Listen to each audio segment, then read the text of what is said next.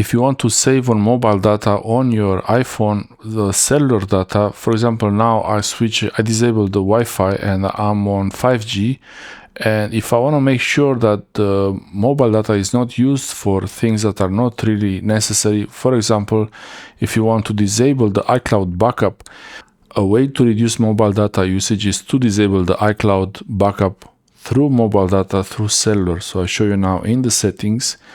On the settings page, you go to cellular. Here on the cellular settings page, I'm connected to 5G because I disabled the Wi-Fi. I just wanted to show you that the 5G is working, so I could switch back. I could switch back to 5G, but yeah, let's switch back to 5G to see what happens.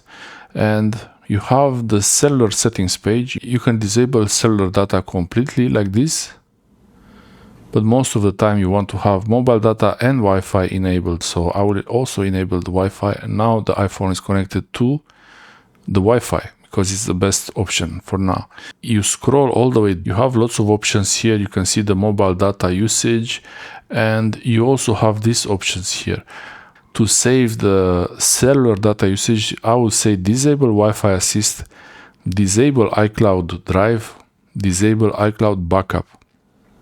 If these are enabled, they will be used to transfer data through the mobile data, and it might be a lot of data, and it might be a lot more than your plan includes, and then you might get charged more, or you might not be able to use your mobile data. So all these, you could disable them, especially iCloud drive, but especially iCloud backup. iCloud drive is not really a big deal. You can have it enabled, and it's only used when you need to access files from your iCloud drive. So that's might be something you want to have.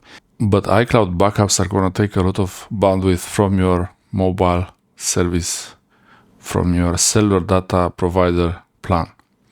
I hope this helps you. Keep the settings, make sure your mobile data is not overused. You can also disable it completely and use Wi-Fi. And especially if you have a Wi-Fi network that's not great, it's better to disable this so it doesn't switch to 5G without you knowing, while you watch videos and something like this. You can also restrict apps, so only some specific apps to use the mobile data. Like YouTube, you might want to restrict it, for example, or TikTok, so they don't use a lot of bandwidth on mobile data. Thanks for watching.